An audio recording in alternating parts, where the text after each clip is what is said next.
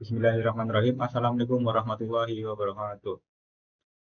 Perkenalkan, nama saya Arya Fandi, mahasiswa dari Universitas Muhammadiyah Brebes, Prodi Teknik Informatika semester 1. Pada video kali ini, saya akan mempresentasikan ujian UAS saya, mata kuliah kalkulus dengan dosen pengampu Ibu Nungwi Anityasari MPD. Nah, jadi pada video kali ini dan juga UAS kali ini saya disuruh untuk mencari 3 artikel terbaru 5 tahun terakhir terkait topik pengaplikasian turunan atau kalkulus pada teknik informatika.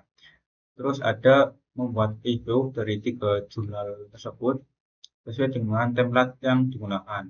Itu dengan memperhatikan satu, inovasi ataupun kebaruan dari artikel jurnal. Yang kedua ada kerelevansian artikel atau jurnal dengan topik. Terus ada kontribusi ataupun dampak artikel atau jurnal tersebut pada teknik informatika. Dan yang terakhir disuruh untuk membuat tema atau judul baru penelitian pengembangan dari ketiga artikel yang sudah saya review. Nah, untuk soalnya itu ada di sini. Dari 1 sampai 3 sudah saya bacakan tadi. Nah, kita masuk saja ke jurnal pertama.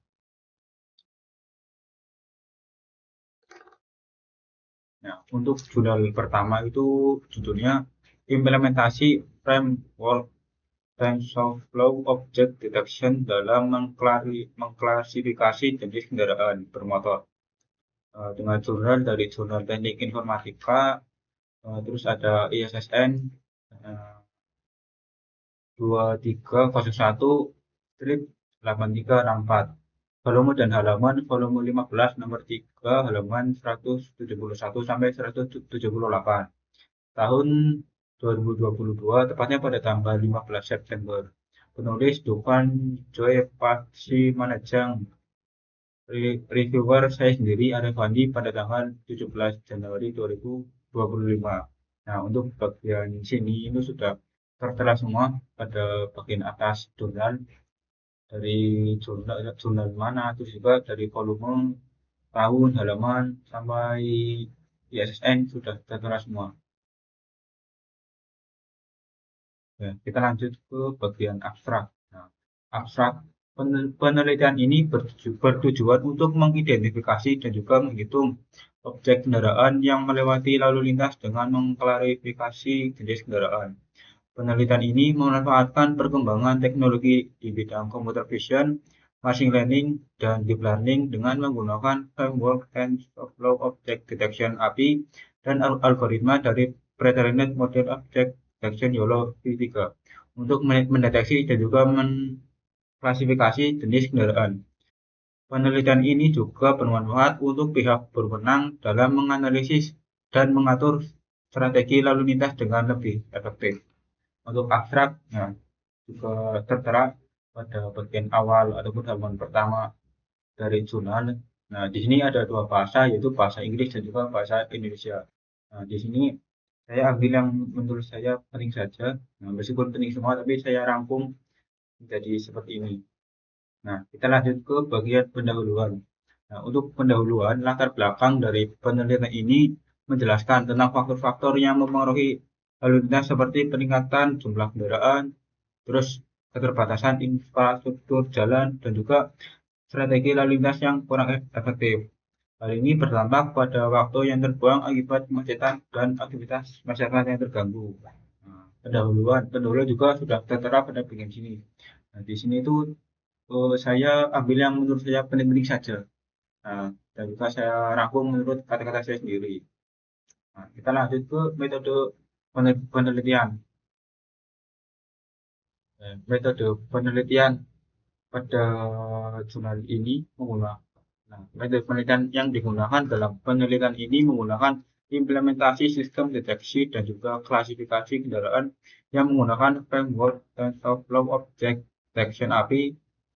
Nah, penelitian ini bertujuan untuk mendeteksi dan juga menghitung jumlah kendaraan berdasarkan jenis kendaraan yang melewati suatu jalan.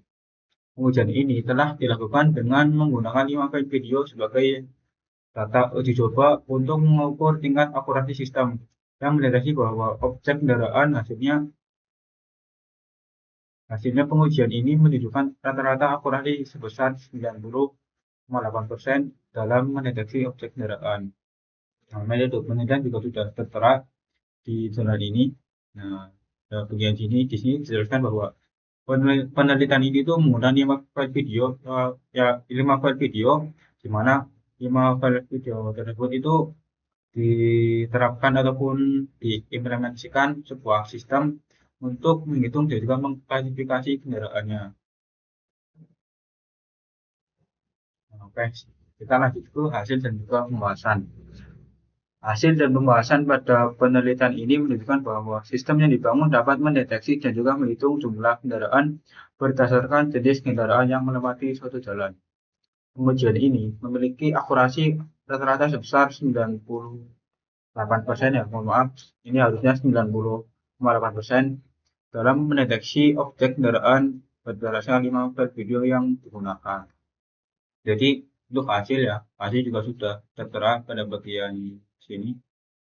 Nah, ini, nah untuk hasil ya. Nah, hasilnya menunjukkan bahwa akurasi rata-rata sebesar 90% ya, 90,8% dengan perhitungan jumlah kendaraan berdasarkan klasifikasi jenis kendaraan. Nah, setelah hasil kita masuk ke kesimpulan. Berdasarkan hasil dari penelitian ini, pengujian terhadap sistem yang dibangun, maka dapat diambil sebuah kesimpulan bahwa framework TensorFlow Object Detection API dapat diimplementasikan untuk membangun sebuah sistem yang dapat mendeteksi dan menghitung jumlah kendaraan berdasarkan jenis kendaraan yang melewati suatu jalan. Nah, untuk kesimpulan, ini juga sudah tertera ya, dari bagian sini sampai sinilah. Ini saya taruh di sini. Setelah kesimpulan, kita lanjut ke keaslian. Nah, keaslian dari penelitian ini terletak pada implementasi sistem deteksi dan klasifikasi kendaraan yang menggunakan framework TensorFlow Object Detection API yang dirancang untuk mendeteksi dan juga menghitung jumlah kendaraan yang melewati suatu jalan. Artikel ini juga menawarkan ide baru dalam pengembangan sistem yang dapat mengklasifikasi kendaraan. Nah, untuk keaslian ya, keaslian di sini saya ambil dari hasil dan juga metode penelitian. Nah, ini dapat diambil keaslian bahwa ini apa ya, untuk penelitian ini dapat menghitung jumlah kendaraan yang melewati suatu jalan dengan menggunakan aplikasi ataupun sistem yang telah dirancang. Nah, untuk selanjutnya kita masuk ke referensi. Nah, untuk referensi itu saya ambil pada bagian kutipan. Nah, ini saya ambil dari poin nomor 1, 2, dan 3. Nah, ini 3 ya. Kita langsung ke kritik metode. Nah, metode yang digunakan dalam penelitian ini adalah implementasi sistem deteksi dan juga klasifikasi kendaraan yang menggunakan framework TensorFlow Object Detection API. Tetapi data yang digunakan itu masih kurang efektif dalam melakukan penelitian. Nah, jadi menurut saya sendiri ya, dalam metode ini masih kurang efektif karena ini masih menggunakan 5 file video dan juga dari kelima file video itu masih belum diketahui bahwa apakah file itu apakah video itu jernih ataupun enggak. Kritik metode. Nah, metode yang digunakan dalam penelitian ini adalah mengimplementasikan sistem deteksi dan juga klasifikasi kendaraan menggunakan framework TensorFlow Object Detection API. Akan tetapi, data yang digunakan dalam penelitian ini masih kurang efektif dalam melakukan penelitian. Jadi kenapa saya bilang masih kurang efektif, karena ya nanti di bagian kekurangan itu terdapat alasan kenapa saya bilang ini kurang efektif. Nah, kita masuk saja ke kualitas analis. Untuk kualitas analis dalam penelitian ini menunjukkan bahwa sistem yang digunakan menggunakan framework TensorFlow Object Detection API dapat mendeteksi dan juga menghitung jumlah kendaraan berdasarkan jenis kendaraan dengan tingkat akurasi rata-rata sebesar 90,8%. Namun, analisis ini juga mengungkapkan bahwa sistem juga memiliki beberapa kesulitan dalam mendeteksi objek pada video dengan kualitas rendah dan juga pencahayaan yang kurang serta penghitungan jumlah kendaraan yang hanya dilakukan setiap interval 5 detik. Itu pun masih kurang efektif. Nah, ini juga menjadi salah satu kenapa saya dikritik metode ya pada bagian ini tuh bilang kurang efektif. Karena ya pada analis ini masih pada jurnal ini masih ada beberapa kekurangan. Nah, kita lanjut ke relevan dengan topik. Penelitian ini menunjukkan bahwa perkembangan teknologi dalam bidang computer vision dan juga deep learning sangat berpengaruh dalam pengembangan sistem deteksi. Nah, untuk hal ini juga sudah bukan hal umum ya. Yang saya ketahui juga bahwa bidang computer vision dan deep learning itu sudah sangat berpengaruh pada pengembangan sistem deteksi. Nah, selanjutnya kontribusi pada teori penelitian. Penelitian ini mencatat bahwa sistem yang dibangun baru dapat mengklasifikasi kendaraan dalam 4 kelas, sehingga masih memungkinkan untuk melakukan penelitian lebih lanjut untuk klasifikasi yang lebih spesifik. Nah, untuk kontribusi pada teori penelitian juga kita juga dapat melihatnya pada bagian abstrak. Di bagian abstrak, bentar. Nah, untuk kontribusi pada teori ya, kita juga bisa lihat tadi pada bagian abstrak ya, di sini mana ya. Nah, nah di sini itu penelitian penelitian ini bermanfaat untuk pihak berwenang. Jadi itu menjadi salah satu kontribusi dari penelitian ini karena pihak berwenang itu bisa apa namanya bisa melakukan untuk kontribusi pada teori ataupun kontribusi pada penelitian ini. Nah, ini juga kita dapat melihat pada bagian awal-awal tadi di sini ya. Di sini juga sudah saya jelaskan tadi bahwa penelitian ini bisa membantu pihak berwenang untuk melakukan ataupun menerapkan strategi lalu lintas yang lebih efektif. Nah, kita lanjut ke hubungan antar artikel. Nah, hubungan tematik antar penelitian ini dapat dengan penerapan kalkulus. Nah, kita bisa lihat dari perancangan aplikasi yang melibatkan teknologi machine learning dan juga deep learning yang untuk merancang sebuah sistem dalam penelitian ini. Nah, jadi hubungan tematik artikel ini dengan kalkulus ya. Jadi secara tidak langsung kalkulus itu berperan dalam metode yang digunakan. Karena pada metode deep learning juga machine learning itu menerapkan kalkulus di dalamnya. Nah, kita masuk ke perbedaan dan persamaan. Nah, untuk bagian ini tuh harusnya 3 artikel dari 3 artikel ini. Tapi menurut saya perbedaan itu terletak pada metode yang digunakan. Jadi pokok pembahasan dari metode itu berbeda antara satu dengan yang lain. Persamaan dan perbedaan. Nah, untuk bagian sini itu harusnya dari 3 artikel ya, tapi saya tulis di sini itu terletak pada pokok pembahasan dan juga metode. Jadi dari 3 artikel nanti. Oke, kita lanjut ke perbedaan dan juga persamaan. Nah, sebenarnya untuk bagian ataupun poin ini itu harusnya diambil dari 3 artikel. Nah, tapi menurut saya dari 3 tersebut itu terdapat perbedaan dari pokok pembahasan sampai ke metode. Nah, di sini tuh saya menulis bahwa pokok pembahasan dalam penelitian ini adalah pengembangan sistem klasifikasi kendaraan menggunakan model YELLOW-V3 untuk mendeteksi dan menghitung jumlah kendaraan yang melewati lalu lintas. Ya, kita lanjut ke ide atau gagasan baru yang diusulkan dalam penelitian atau artikel. Nah, dalam penelitian ini terdapat ide atau gagasan yang disampaikan oleh penulis untuk mengembangkan sistem deteksi kendaraan secara real time dengan memanfaatkan kamera CCTV. Di sini tertera ya pada bagian saran. Nah, sebentar. Nah, pada bagian saran ya, pada bagian terakhir, sistem masih dapat dikembangkan untuk mendeteksi dan mendeteksi kendaraan secara real time dengan memanfaatkan kamera CCTV jalan. Nah, ini salah satu ide atau gagasan yang diusulkan oleh si penulis. Nah, kita lanjut ke kelemahan. Nah, dalam penelitian ini terdapat beberapa kelemahan. Beberapa di antaranya adalah satu, kesulitan dalam mendeteksi pada kualitas video yang rendah. Yang kedua, keterbatasan klasifikasi. Dan yang ketiga, ada perhitungan yang kurang efektif. Nah, pada kelemahan itu juga sudah tertera pada bagian ini, pada evaluasi sistem. Nah, di sini tertera kelemahan-kelemahan pada artikel ini. Nah, salah satunya pada tingkat akurasi dari objek. Nah, ini dimana di sini sudah dijelaskan ya, bahwa berdasarkan perhitungan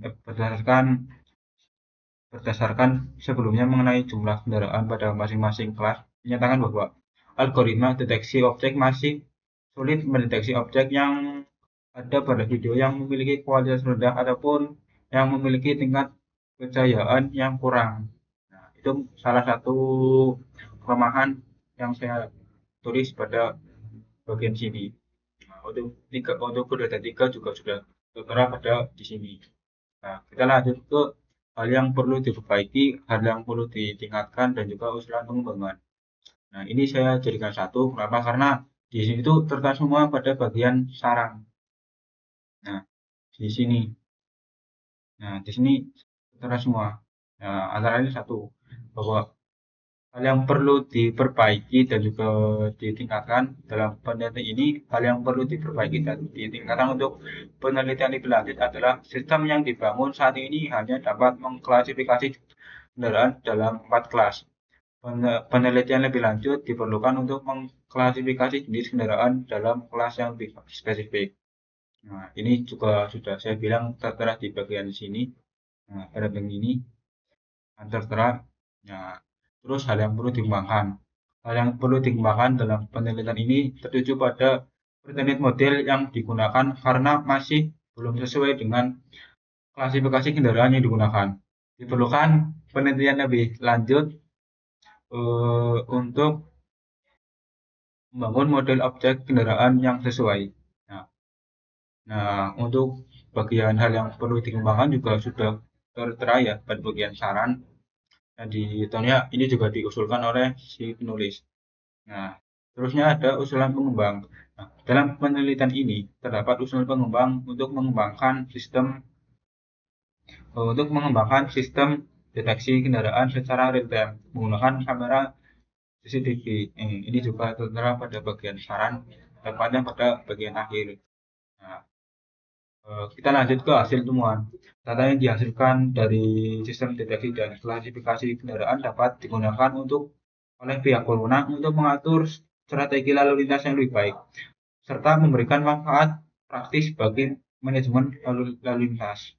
Nah, untuk hasil temuan, tadi juga sudah saya jelaskan pada bagian awal-awal, tentang bagian abstrak. Nah, ini tuh bermanfaat untuk pihak berwenang, di mana pihak berwenang itu bisa mengatur strategi lalu lintas yang lebih baik dari hasil penelitian ini. Nah, terus dampak pada teknik. Nah, bisa memberikan dampak positif bagi teknik khususnya teknik informatika, yang mana penelitian ini memberikan wawasan tentang implementasi framework TensorFlow Object Detection dalam mengklasifikasi jenis kendaraan bermotor dan memberikan gambaran lebih lanjut untuk penelitian lebih lanjut. Nah, jadi tentunya penelitian ini tuh berdampak positif.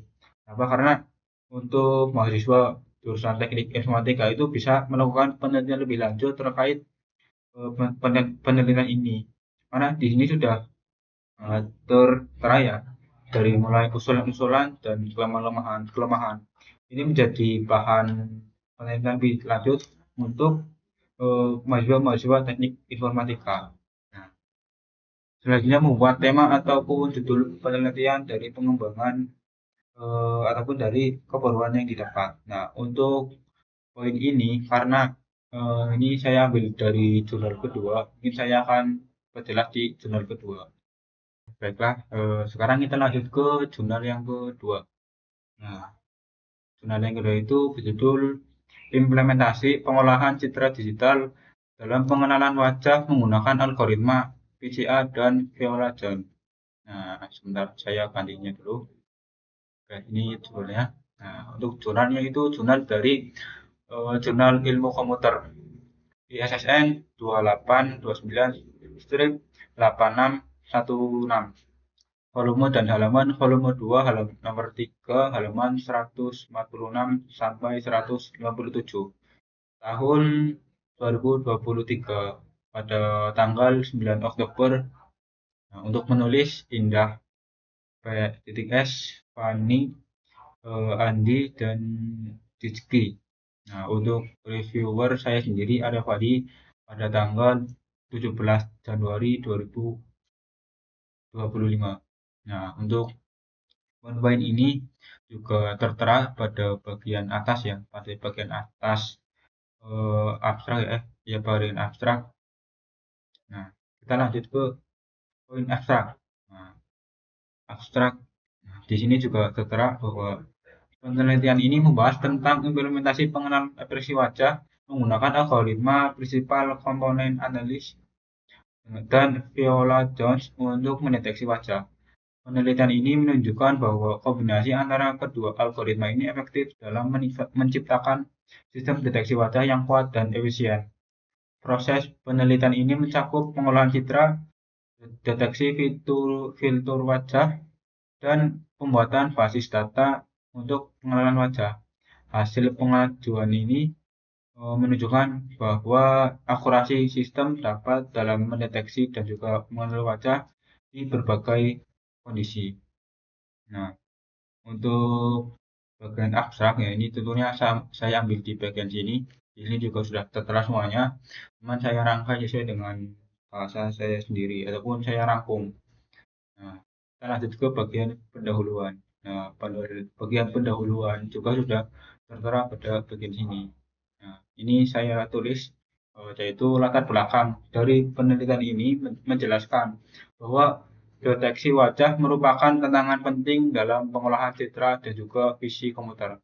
Dengan banyaknya aplikasi seperti pengenalan wajah, identifikasi emosi, dan analisis ekspresi wajah. Penerapan ini bertujuan untuk mengembangkan sistem deteksi dan pengenalan wajah yang akurat menggunakan metode prinsipal komponen analis ataupun PCA dan Viola Jones yang diharapkan dapat meningkatkan kinerja sistem dalam pengenalan wajah. Dan kita lanjut ke metode penelitian. Nah, untuk metode penelitian yang digunakan pada artikel ini menggabungkan antara dua metode utama, yaitu prinsipal komponen analis atau PCA dan Viola Jones yang digunakan untuk mendeteksi dan pengenalan wajah.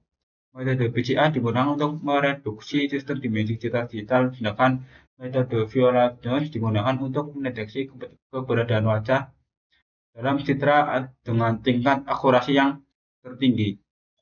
Nah, untuk metode yang digunakan ya, di sini juga sudah dijelaskan yaitu metode PCA. Nah, ini ada pengertian-pengertiannya. Terus ada metode Viola Jones. Nah, di sini. Nah, terus penggabungan ini tuh nah, terus metodologinya dijelaskan di sini. Nah, dari sini dari pengambilan citra sampai sini. Oke, kita lanjut ke hasil dan pembahasan. Nah, hasil dari penelitian ini menunjukkan relevansi yang baik dengan tujuan penelitian dan juga pembahasan yang logis berdasarkan data. Pengujian ini mencakup analisis metrik kinerja seperti sensitivitas dan spesifitas yang menunjukkan bahwa sistem mampu membedakan antara wajah dan bukan wajah dengan baik. Dengan sensitivitas 55% dan spesifitas 71%. Nah, untuk hasil dan pembahasan ya ini juga sudah dijelaskan ya tepatnya pada bagian hasil dan pembahasan pengujian pertama sampai ke akhir. Nah, sampai ke sini. Banyak sekali. Nah, sampai sini. Nah, selanjutnya kita lanjut ke kesimpulan. Nah, Berdasarkan hasil penelitian ini dapat disimpulkan bahwa deteksi wajah dengan menggunakan metode Visual Component Analysis atau VCA dilakukan untuk mengenal wajah dan suara jenis dilakukan untuk mendeteksi wajah. Keduanya adalah pendekatan yang efektif untuk mengidentifikasi wajah dalam gambar ataupun video. VCA membantu mereduksi dimensi mata, sementara Viola Jones memberikan deteksi yang cepat dan akurat. Kombinasi antara keduanya dapat menghasilkan sistem deteksi wajah yang lebih kuat dan efisien dengan berbagai aplikasi praktis. Tahap pengujian yang dilakukan dengan foto wajah manusia dengan hasil yang diperoleh mengenal wajah yang cukup baik. Sistem yang dirancang kemudian diimplementasikan ke dalam tampilan GUI program aplikasi MATLAB. Nah, untuk kesimpulan saya ambil di sini. Nah, di sini. Nah, ini saya rangkai sudah menjadi seperti ini. Nah, terus untuk keaslian. Penelitian ini berkontribusi dalam bidang pengenalan wajah dengan mengimplementasikan kombinasi antara metode VCA dan juga Viola-Jones. Tentunya untuk mendeteksi dan juga pengenalan wajah. Itu keaslian dari artikel ini. Nah, kita masuk ke referensi. Nah, untuk referensi, nah ini bisa dilihat di sini. Saya ambil dari poin 1 sampai ke poin 3. Ini merupakan referensi yang digunakan dalam penelitian ini. Nah, terus untuk kritik metode. Metode yang digunakan dalam penelitian ini menggunakan kombinasi antara dua metode, yaitu PCR dan Viola-Jones. Nah, yang dimana menurut saya metode ini masih Nah, kritik metode. Metode yang digunakan dalam penelitian ini menggunakan kombinasi antara metode Principal Component Analysis ataupun PCA dan juga Viola-Jones untuk mendeteksi dan pengenalan wajah. Jadi pada penelitian ini tuh menggabungkan antara dua metode, di mana metode itu ada metode PCA dan juga Viola-Jones. Sebenarnya ini sangat efektif untuk mendeteksi dan juga sebagai pengenalan wajah. Nah, terus kita lanjut ke kualitas analis. Nah, untuk bagian ini, penelitian ini itu menyediakan analisis yang mendalam berdasarkan data yang diperoleh dari pengujian aplikasi pengklasifikasian ekspresi wajah secara real time. Hasil pengujian meliputi data, grafik, dan presentase yang dicatat dan juga dibandingkan dengan penelitian lain untuk yang menggunakan metode CNN serta menunjukkan adanya analisis yang terperinci. Nah, terus untuk kualitas analis ya, dari penelitian ini menjadikan analisis yang mendalam berdasarkan data yang diperoleh dari pengujian aplikasi pengklasifikasian data, pengklasifikasian ekspresi wajah secara real time. Hasil pengujian meliputi data, grafik, dan presentase yang dicatat dan dibandingkan dengan penelitian lain yang menggunakan metode CNN serta menunjukkan adanya analisis yang terperinci. Nah, di sini juga sudah tertera dari bagian ini ya. Di sini ini menjadi poin kualitas analis pada hari ini. Nah, terus lanjut ke relevan dengan topik. Nah, dalam penelitian ini, pengolahan citra digital melibatkan transformasi linear yang relevan dengan metode Principal Component Analysis. Akan tetapi, kalkulus tidak menjadi fokus utama dalam metode yang digunakan. Nah, jadi penelitian ini pada di dalamnya kalkulus itu bukan menjadi fokus utama dalam metode yang digunakan. Nah, kita lanjut ke kontribusi pada teori. Penelitian ini menunjukkan adanya data yang digunakan untuk penelitian lebih lanjut, terutama pada hal sistem deteksi wajah. Nah, yang dipengaruhi oleh relevan dengan topik. Nah, dalam penelitian ini sebenarnya kalkulus itu bukan menjadi fokus utama dalam metode yang digunakan, akan tapi ini masih ada kaitannya meskipun tidak secara langsung. Nah, kita lanjut ke kontribusi pada teori. penelitian ini menunjukkan adanya data yang digunakan untuk penelitian lebih lanjut, terutama dalam hal pengujian sistem deteksi wajah yang dipengaruhi oleh intensitas cahaya. Tentunya pada panel ini masih sangat berkontribusi untuk penelitian lebih lanjut karena ini bisa menjadi sebuah perbandingan antara penelitian ini dengan penelitian lebih lanjut. Nah, kita lanjut ke hubungan tematik antar partikel. Nah, pada penelitian ini tidak secara langsung berhubungan dengan penerapan kalkulus, tetapi metode BCA dan Viola-Jones berkaitan yang tidak langsung dengan kalkulus pada penelitian ini. Nah, seperti apa yang saya bilang tadi ya pada bagian relevan dengan topik bahwa kalkulus itu bukan menjadi fokus utama pada penelitian ini, tapi secara tidak langsung itu berhubungan. Nah, jadi seperti itu. Nah, kita lanjut ke perbedaan dan persamaan. Nah, untuk perbedaan ya dengan artikel lain, tentunya pada bagian eh, apa namanya pada bagian kita lanjut ke perbedaan dan persamaan. Tentunya sangat berbeda dengan penelitian ataupun penelitian lain. Nah, jadi penelitian ini membahas tentang proses deteksi dan pengenalan wajah menggunakan algoritma Viola-Jones dan prinsipal komponen analisis. Nah, selanjutnya ada ide ataupun gagasan pendekatan baru yang diwujudkan dalam artikel. Penelitian ini memberikan gagasan baru bahwa daya daya tangkap wajah dipengaruhi oleh intensitas cahaya yang diterima oleh sensor. Ini memberikan wawasan baru tentang bagaimana faktor eksternal dapat mempengaruhi kinerja sistem pengenalan wajah yang dapat menjadi dasar untuk penelitian lebih lanjut dalam meningkatkan akurasi deteksi wajah dalam berbagai kondisi kejayaan. Jadi dalam artikel ini ada beberapa yang diusulkan, yaitu diusulkan untuk melakukan penelitian lebih lanjut.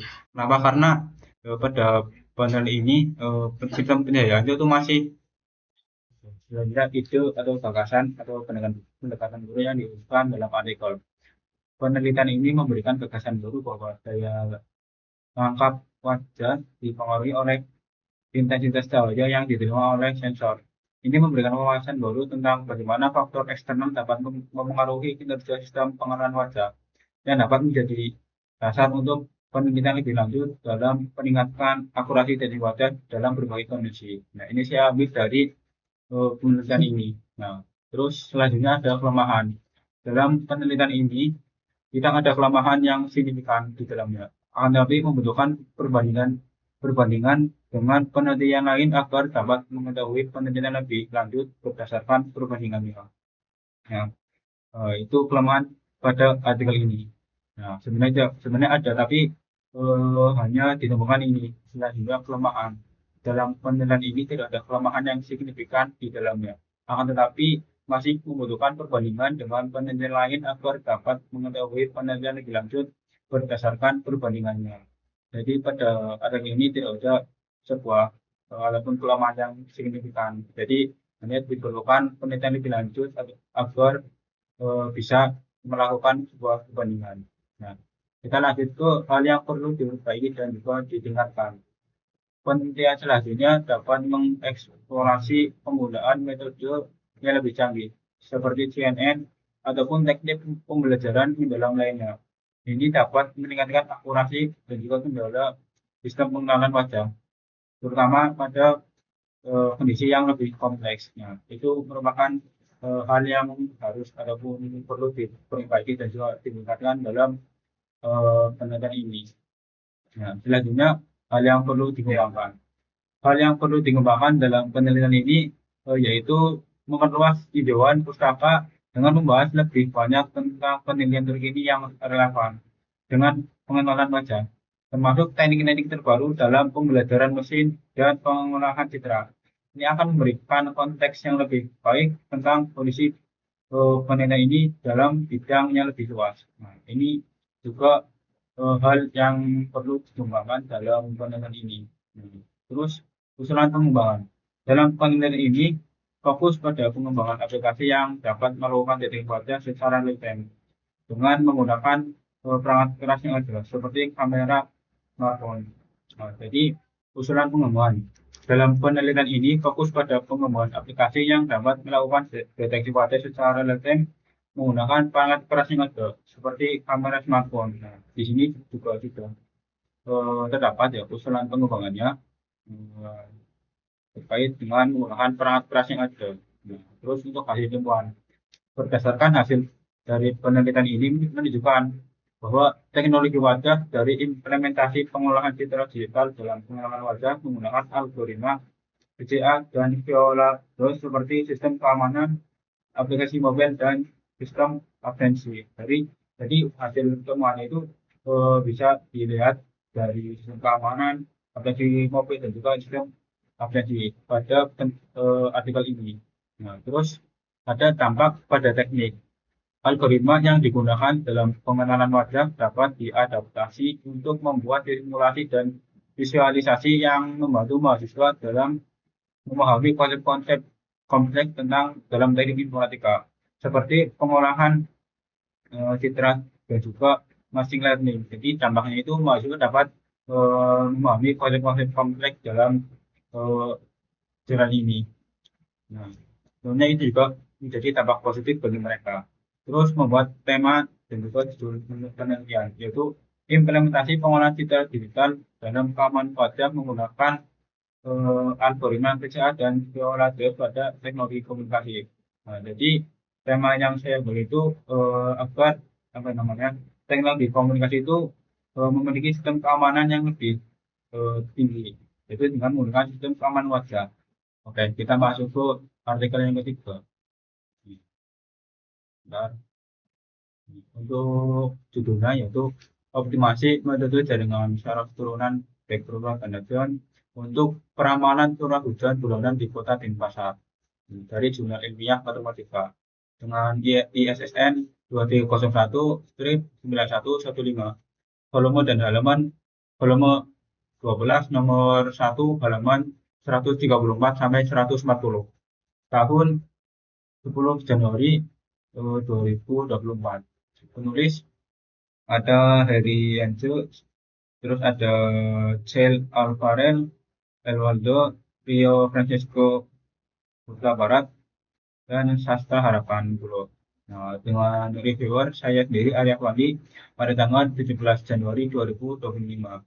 Nah, untuk bagian abstrak. Nah, di sini sudah tertera bagian abstraknya, yaitu berdasarkan ya, informasi yang diberikan bahwa penelitian ini mengkaji tentang penerapan metode syaraf tiruan baik propagandation untuk memprediksi cuaca hujan di kota Denpasar dari tahun 2009 hingga tahun 2019.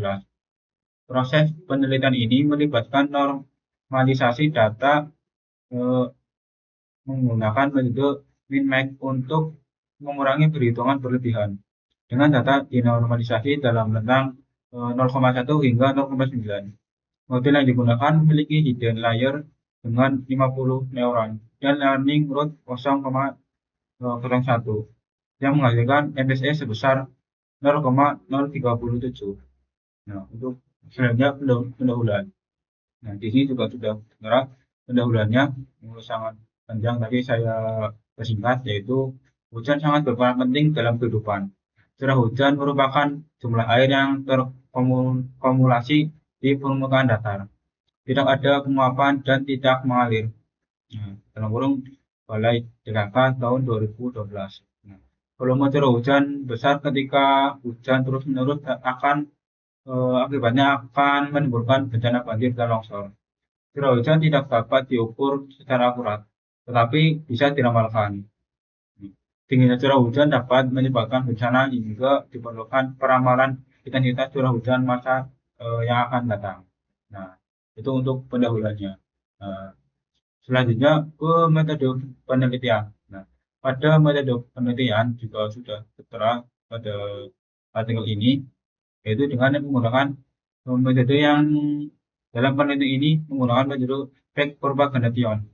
Jenis data yang digunakan dalam penelitian ini adalah data sekunder, yaitu curah hujan bulanan di kota Denpasar pada tahun 2009 hingga 2019. Data curah hujan tersebut diperoleh dari website BMKG dengan jumlah data sebanyak 132. Adapun tahapan-tahapan dalam penelitian ini, yang pertama ada menentukan input data latih dan data uji coba. Nah, yang kedua, melakukan normalisasi data. Tiga, menentukan inisiasi bobot awal. Empat, menentukan maksimum iterasi, target error, dan learning rate yang akan diaplikasikan. Nah, terus yang kelima ada proses pelatihan back propagation. Selanjutnya menghitung rata-rata error jaringan, dan yang ketujuh melakukan prediksi data. Ya, tentunya untuk metode penelitian juga sudah tertera di sini. Nah, sudah banyak sekali. Nah, ini untuk selanjutnya kita langsung saja ke hasil dan pembahasan. Nah, hasil dan pembahasan dalam penelitian ini menunjukkan bahwa metode propagation yang diterapkan untuk memprediksi curah hujan di Kota Denpasar menghasilkan performa yang baik. Untuk hasil dan pembahasan juga sudah tertera pada artikel ya, di sini berdasarkan metode sampai sini ya, sangat-sangat banyak ya. Terus kita langsung masuk aja ke kesimpulan. Nah, berdasarkan hasil pelatihan yang diperoleh dengan beberapa parameter, didapatkan hasil terbaik untuk proses pengujian dan juga prediksi, yaitu satu hidden layer dengan jumlah 50 jumlah neuron. Terus Edward 11 dan learning rate 0,01 diperoleh dari hasil curah hujan di Kota Denpasar pada tahun 2020, yaitu bulan Mei memiliki curah hujan tertinggi sebesar 517 mm dan bulan April memiliki curah hujan terendah yaitu sebesar 89 mm dengan nilai MSC yang dihasilkan sebesar 0,037 dengan koefisien korelasi yaitu 1 yang menunjukkan bahwa terdapat korelasi positif yang kuat dan data curah hujan hasil training memiliki akurasi prediksi yang lebih baik sehingga dapat disimpulkan bahwa secara teori metode jaringan syaraf tiruan dengan menggunakan back propagation bisa digunakan untuk meramal curah hujan di masa depan. Nah, untuk bagian kesimpulannya seperti yang saya jelaskan tadi ya juga saya ambil di sini. Nah, di sini juga sudah dijelaskan ya, dimana untuk kesimpulannya kita langsung masuk aja ya ke bagian selanjutnya, yaitu keaslian. Nah, keaslian ya, pada penelitian ini berkontribusi menerapkan metode syaraf jaringan tiruan back propagation untuk memprediksi curah hujan di Kota Denpasar dan menunjukkan efektivitas dalam konteks prediksi curah hujan.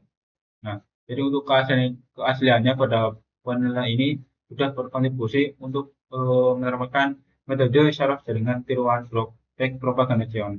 Ini untuk memprediksi curah hujan yang akan datang di Kota Denpasar dan juga menunjukkan efektivitasnya di metode yang digunakan.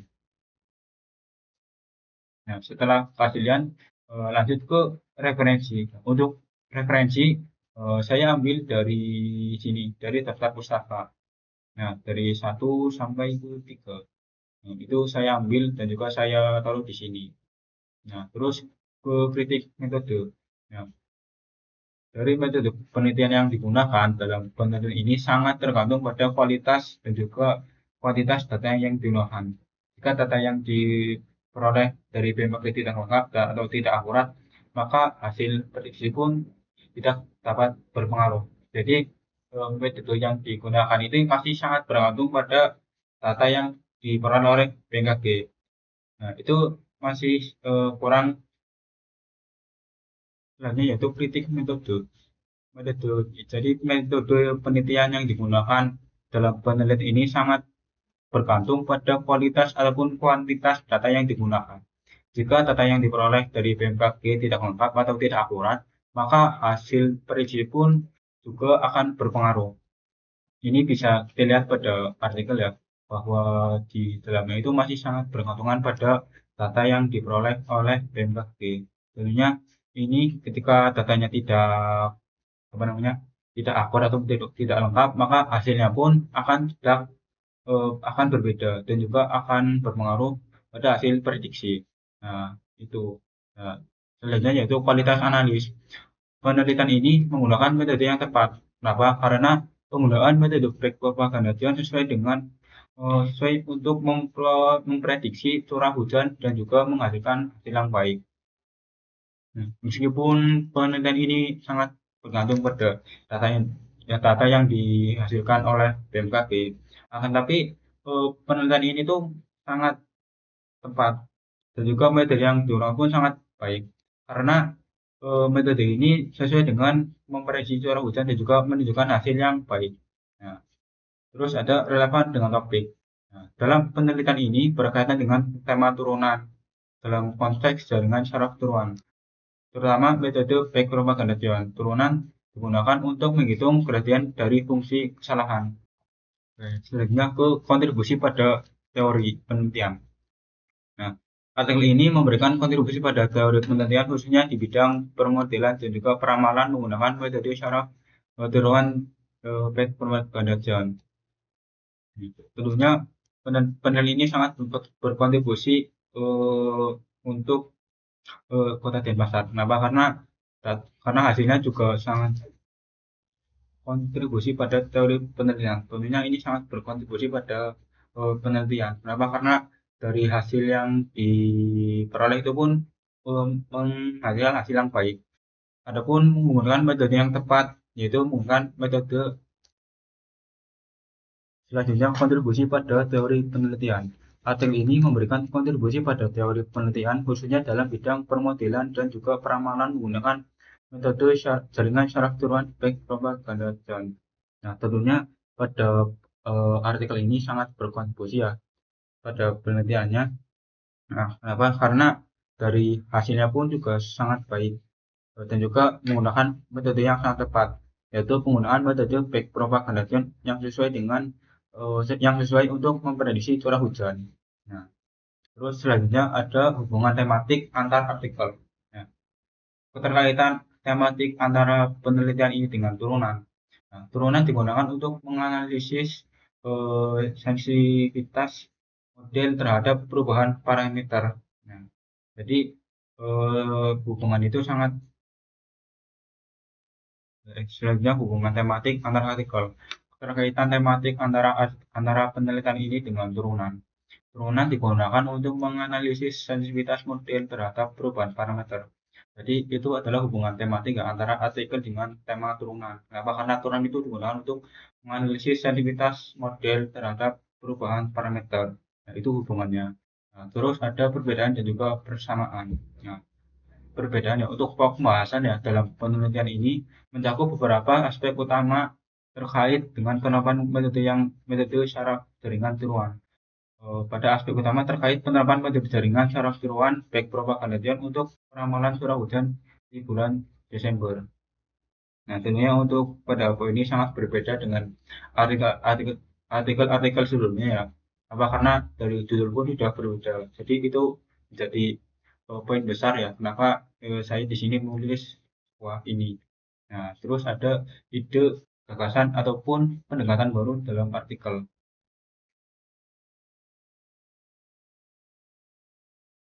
Ya, selanjutnya ada ide, gagasan atau pendekatan baru yang diusulkan dalam artikel. Nah, jadi pada penelitian ini memberikan betapa pentingnya normalisasi data sebelum penelitian, yang merupakan langkah penting dalam meningkatkan kinerja jaringan syaraf. Penggunaan fungsi aktivitas sigmoid biner untuk inisialisasi bobot dan bias juga menunjukkan pemahaman yang baik tentang teknik yang diperlukan untuk mempersiapkan data. Nah, itu gagasannya dalam artikel ini. Nah, oke. Oke. Selanjutnya kelemahan. Penelitian ini masih melibatkan pemilihan parameter yang seringkali bersifat subjektif dan dapat mempengaruhi hasil. Nah, jadi dari apa yang saya lihat ya pada penelitian ini atau pada artikel ini, itu masih melibatkan sebuah pemilihan parameter yang seringkali bersifat subjektif. Nah, tentunya sifat itu dapat mempengaruhi. Nah, kita dari ide, gagasan, ataupun pendekatan baru yang diusulkan dalam artikel. Nah, dari apa yang saya review ya pada artikel ini, bahwa penelitian ini memberikan gagasan tentang pentingnya normalisasi data sebelum penelitian, yang merupakan langkah paling penting dalam meningkatkan kinerja model jaringan syaraf. Nah, penggunaan fungsi aktivitas void biner untuk inisialisasi bobot dan bias, juga menunjukkan pemahaman yang baik tentang teknik yang diperlukan untuk mempersiapkan data. Nah, ini sebuah ide atau gagasan yang saya ambil dari penelitian ini. Nah, selanjutnya ada kelemahan. Nah, untuk kelemahan bahwa dari penelitian ini ditemukan bahwa penelitian ini melibatkan pemilihan parameter yang seringkali bersifat subjektif dan dapat mempengaruhi hasil. Nah, ini masih kelemahan dari kelemahan ya. Untuk kelemahan dari apa yang saya dapat di sini ya, bahwa penelitian ini melibatkan pemilihan parameter yang seringkali bersifat subjektif dan dapat mempengaruhi hasil. Nah, itu kelemahan yang saya dapatkan dari penelitian ini. Nah, kita masuk ke hal yang perlu diperbaiki dan juga ditingkatkan. Nah, dari apa yang saya temukan ya pada jurnal ini, bahwa penelitian ini harus menyediakan analisis yang lebih komprehensif tentang hasil, termasuk perbandingan dengan penelitian sebelumnya, dan diskusi tentang implikasi praktis dari temuan. Ini akan membantu para pembaca untuk memahami relevansi dan juga aplikasi dari hasil penelitian. Selanjutnya ada hal yang perlu dibahas. Hal yang perlu ya. Selanjutnya hal yang perlu dikembangkan. Nah, dari apa yang saya dapat untuk dalam mereview jurnal ini, menambah menambahkan lebih banyak referensi dari penelitian sebelumnya yang relevan untuk memberikan konteks yang lebih kuat tentang pentingnya penelitian ini. Ini termasuk studi menunjukkan bahwa keberhasilan metode lain dalam peramalan curah hujan. Nah, itu hal yang perlu dikembangkan dari hasil saya mereview jurnal ini. Selanjutnya ada usulan pengembangan. Nah, untuk usulan pengembangan ya dari yang saya dapatkan juga mengembangkan aplikasi mobile yang dapat memberikan prediksi curah hujan harian dan atau bulanan kepada pengguna. Aplikasi ini dapat dilengkapi dengan notifikasi ataupun untuk peringatan dini saat curah hujan diprediksi tinggi. Dari usulan pengembangan juga saya dapatkan di sini juga ya. Dari saya review juga bisa kalian baca sendiri bahwa apa namanya sangat diperlukan untuk mengembangkan aplikasi mobile yang memberikan prediksi curah hujan harian ataupun bulanan pada pengguna. Itu usulan pengembangan yang saya dapatkan dari review jurnal ini. Terus ada hasil temuan. Nah, dari penelitian ini dapat digunakan dalam kehidupan sehari-hari, terutama dalam memberikan informasi yang jelas terhadap data curah hujan sebagai langkah antisipasi terhadap potensi bencana. Selesai itu, prediksi juga dapat membantu wilayah yang kurang memadai untuk mengukur curah hujan serta memanfaatkan sektor industri ataupun pertanian. Untuk dari hasil ini juga sudah digunakan dalam kehidupan sehari-hari, terutama dalam memberikan informasi yang lebih jelas tentang data curah hujan sebagai langkah antisipasi terhadap potensi bencana. Nah, ini sudah digunakan ya dalam kehidupan sehari-hari. Nah, kita masuk ke dampak pada teknik. Nah, untuk dampak juga saya ambil dari sini. Ini juga berdasarkan apa yang saya dapat ya. Yaitu bisa memberikan dampak positif pada teknik informatika. Khususnya mahasiswa dapat menggunakan penelitian ini sebagai dasar untuk proyek yang praktis, di mana mereka dapat mengembangkan aplikasi curah hujan. Nah, untuk dampaknya ya, tentunya ini bisa menjadi gambaran ataupun apa namanya pandangan ya untuk mahasiswa teknik informatika, di mana mereka bisa melakukan sebuah penelitian untuk mengembangkan aplikasi curah hujan. Nah, itu untuk dampak pada teknik yang saya dapatkan. Nah, terus yang terakhir itu membuat tema dan juga penelitian pengembangan. Ini sudah saya jelaskan tadi di jurnal yang kedua. Nah, mungkin itu saja ya apa namanya hasil review jurnal dari saya dan juga apa namanya. Dan mungkin itu saja presentasi yang bisa saya sampaikan. Mohon maaf sekali jika suara saya kurang jelas ataupun banyak typo dan juga banyak kesalahan yang saya sampaikan tadi. Itu saja, sekian dari saya. Wassalamualaikum warahmatullahi wabarakatuh.